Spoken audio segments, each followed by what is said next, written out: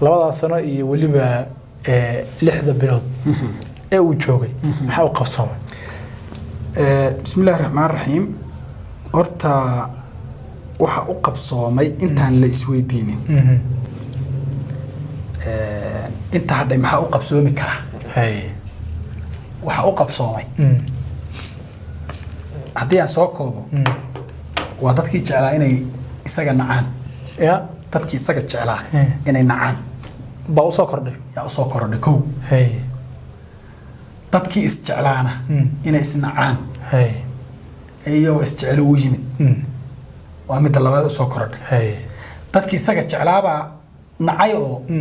maamul goboleedka Puntland iyo Khaatumo iyo Jubbaland iyo dhammaan maamul goboleedyada kala dhani way jeclaayeen oo kuwa isaga soo saaray farmaajo weyli dani buu ahaa ninkii ugu shubay maantana laba tusay karo bartu taagay waa ogta Ahmed buu ahaa ninkii campaignerkiisa khaaska ah ahaa marka meesha wageeyay habeenkii uu soo baxay wadarkiisii wuxuu space Twitter ka lahaa aniga madaxweyne Ahmed waa isla joognaa kan tawahay wadarkiisii fare mariya dhiigle haddana kala furteen mariya dhiigle wax qabadkiisa intaas aan ka sheegay oo kali ah waya ugu gaban moogta haddii away cunaqabateed hubka la qaaday iyo East Africa lagu biiray bariga Africa lagu biiray away waxaasi waa wax qabadkii farmaajo isagu ku horeeyay dhowrta liste isagu uu ku wareejiyay farmaajo waxa kamid ah ku biirista bariga Africa cunaqabatayntii la qaaday kursigan qaramada midoobay maanta iyo waliba deyn cafintii kursigan maanta la qaaday deyn cafintii waxaas oo dhan processkii wuxuu ahaa la bilowday xilligii maxaan ku dhahay hawada Soomaaliya loo soo wareejinayay farmaajo processyadu waday ay laakiin dad soo maadaama isaga xilligiisa hawsha ay suura gashay Soomaaliya heli karin in la dhuftaba ma heli karino farmaajaba xilliga Xasan Sheekh ee hore waxyaabihii uu soo bilaabo badu kamid ahayd markuu isagu ku guuleystay muunan amaanta isa siinin amaanta ninkii kale hore uu siiyay hukuma oo yiri Xasan Sheekh Maxamuud iyo dawladda ugu horeysay yaa ku amaanan inay dacwadan geysay heeg inay la daba socday annaguna waan dhamaystiray intaasan ku leenahay taa bedelkeeda isagu inuu ka shakhsiyad xun yahay ninka hore waxaad ku garan kartaa ninkii hawshan soo process bilaabay ee qorshayaashan oo dhan soo dhiraandiriyay isagoo wax yar uga harsantahay kursiga ka wareegay muuna xusin xataa markuu hadda ka hadlayay kursigan iyo guusha uu keenay muuna xusin kolkuu ku biirista ururada bariga Africa kumeezada uu ka hadlayay muuna xusin hubkii aan eednay aan isku laynay muuna xusin